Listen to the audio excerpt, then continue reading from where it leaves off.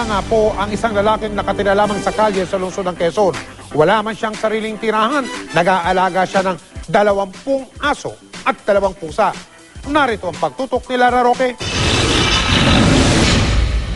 Umani ng paghanga sa Facebook ang mamang ito na kahit walang sariling tahanan, piniling kup-kupi ng maraming aso at pusa.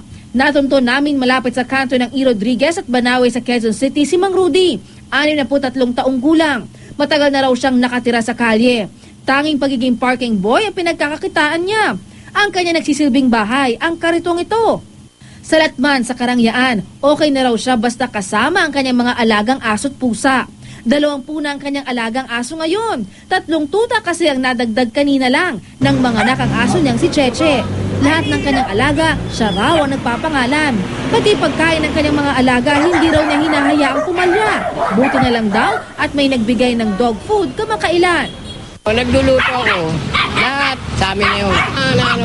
Walang ulam, kakain mo sila. Tila kilalang kilala na rin si Mang Rudy sa kahabaan ng kalye. Maging sila namamangha sa dedikasyong kanyang ipinapakita. Dahil ilang taon na po ako dito, hindi naman ganyan karami ang aso niyan, ma'am. Ilan tayo? Mga 3 hanggang 4 lang po. Mabot na 20 more na to mahigit eh. Okay, kasi nag-alaga siya ng mga aso. Diba, kagaya ng iba, kawawa naman yung aso. Yung aso kasi parang tao din eh. At talaga namang sweet na sweet si Mang Rudy sa kanyang mga alaga. Noong pa, plano ko na yan, aso talaga. Yan ang kailigan ko, aso. Gusto niyo ba paramdam sa mga aso na may pamilya rin siya parang kayo?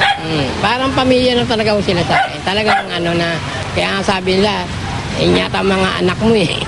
Minsan hindi na mahalaga kung may pinag-aralan o wala, mayaman man o dukha. Pagdating sa pagtulong, busilak na kalooban ay sapat na.